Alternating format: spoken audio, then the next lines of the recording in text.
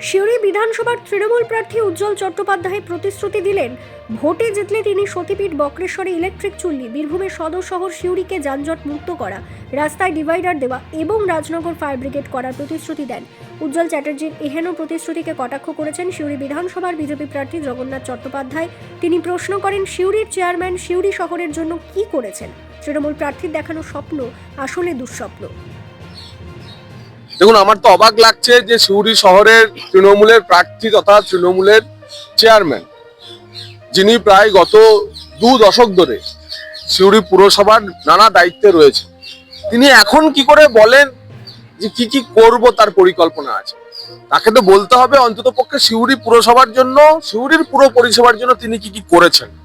মানুষ জানতে চায়, বাংলা জানতে চায় যে সিউড়ি পুরসভার চেয়ারম্যান তথা তৃণমূলের প্রার্থী পুরো পরিষেবা দেওয়ার ক্ষেত্রে তিনি কি করেছেন। গতকাল 1 ঘন্টার বৃষ্টিতে সারা সিউড়ি শহর ডুবে গেছে। সিউড়ির প্রতিটি ড্রেন আবর্জনায় ভরা, সিউড়িতে পুতিগন্ধময় পরিস্থিতি, জল নামতে 7 ঘন্টা 8 ঘন্টা লাগছে, এর চারিদিকে মশা। তাই প্রাথমিক যে পুরো পরিষেবাটুকু তিনি দিতে না পারেন, তিনি আবার কি স্বপ্ন দেখাচ্ছেন? এই স্বপ্ন সিউড়ির মানুষ জানে আসলে আদতে দুঃস্বপ্ন। আমি শ্রী উজ্জ্বল চ্যাটার্জি, ডাকনাম মুতু।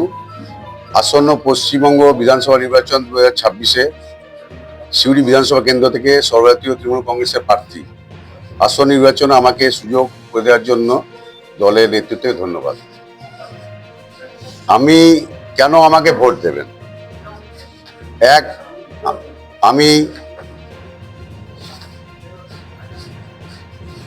আমি জিতলে প্রথম বক্রেশ্বর মহাশ্মশান ইলেকট্রিক চুল্লি প্রতিশ্রুতি, 2 রাজনগরের ফায়ার ব্রিগেড স্টেশন, 3 এসপির মোড় থেকে যে বাস স্ট্যান্ড অব্দি 1 ওয়ে ডিভাইডার দিয়ে এবং যানজট মুক্ত করা অঙ্গীকার। প্রতিদ্বন্দ্বী প্রার্থীরা শেষ 5 বছরে কি কাজ করেছেন? প্রতিদ্বন্দ্বী প্রার্থীরা জনমানুষের মিথ্যাচার এবং অপপ্রচার ছাড়া কিছুই করেননি। 3, আমি জিতলে বিধানসভা কেন্দ্রে কোন সমস্যা আগে সমাধান করব, সেটা আমি জনগণ যেটা আমার সিদ্ধান্ত নেবে, শহর ও গ্রামাঞ্চল, তার সিদ্ধান্তই হবে আমার কাছে প্রথম প্রায়োরিটি। কেন মমতা ব্যানার্জিকে ভোট দেবেন?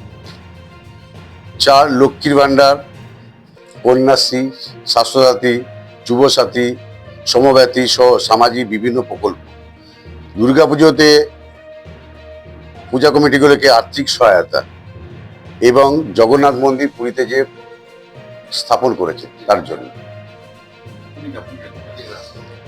সরি ওটা দীঘা। এই কটাই কথা বলার জন্য আজকে আমি দলের তরফ থেকে আমাকে যেটা বললো পেশ করলাম। এই 4টে পয়েন্টে আছে।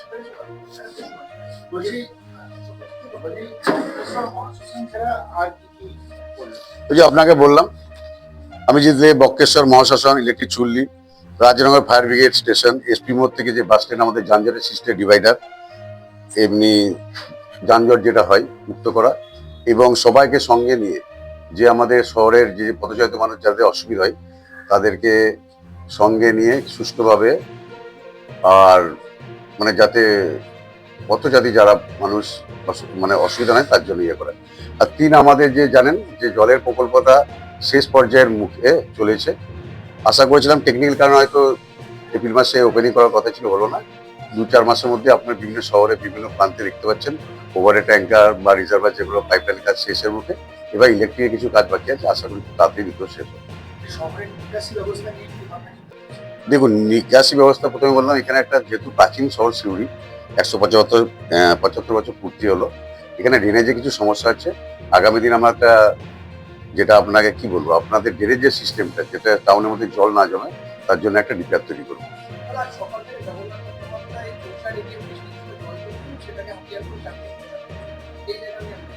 দেখুন, সিউড়ি শহরের যে আমাদের শহর এমনিতে একটা উঁচু জায়গা বা ছোটপিটের মতো। আপনি আর দেখুন, আমার সঙ্গে ঘুরুন, 2-1 জায়গায় বিক্ষিপ্ত ছাড়া কোথাও জল জমা নাই।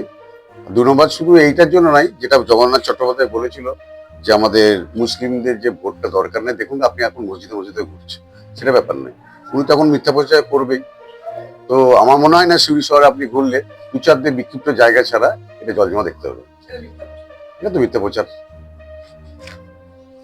বীরভূম থেকে প্রসেনজিৎ সরকারের রিপোর্ট, বিগ নিউজ বাংলা।